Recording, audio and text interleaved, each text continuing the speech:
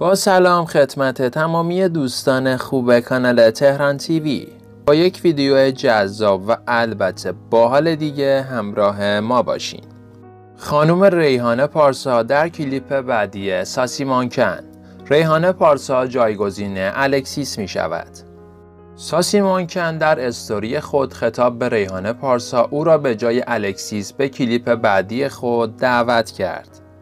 به کانال تهران تیوی خوش آمدید. اگر عضو کانال ما نیستید لطفاً روی کلمه سابسکرایب کلیک کنید و زنگوله را هم فشار بدید تا از جدیدترین و بروزترین ویدیوهای ما با خبر باشیم. با تشکر از شما. ساسی مانکن در واکنش عکس استوری ریحانه پارسا در پیج خود تو استوری گفت: ریحانه جان خیلی فرمون و خوب جلو میبری. انشاءالله در کلیپ بعدیم نفر بعد الکسیس از خودت تو کلیپم استفاده میکنم. همچنین ریحانه پارسا در پاسخ گفت: ساسی جان من الان دیگه مدل منتخب شدم و کلی روی هیکلم کار میکنم. این یعنی آره دیگه.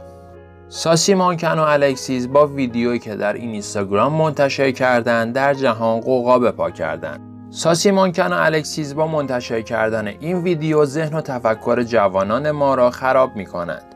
واکنش های منفی و مثبت هایی که درباره ویدیو ساسی مانکن و الکسیس مطرح شد. نیوشا ضیغمی نیز بازیگر مطرح کشورمان است که درباره این آهنگ و کلیپ نظر داده.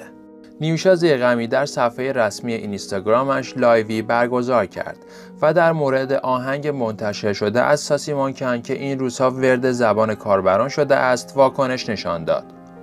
واکنش تند نیوشا ضیغمی در لایو چند شب گذشته به موزیک ویدیوهای اخیر ساسی مانکن که نماد بی‌فرهنگی و اوج ابتذال است و از خانواده ها می‌خواهم که فرزندانشان را کنترل کنند. خیلی ممنون که تا انتهای این ویدیو همراه ما بودین.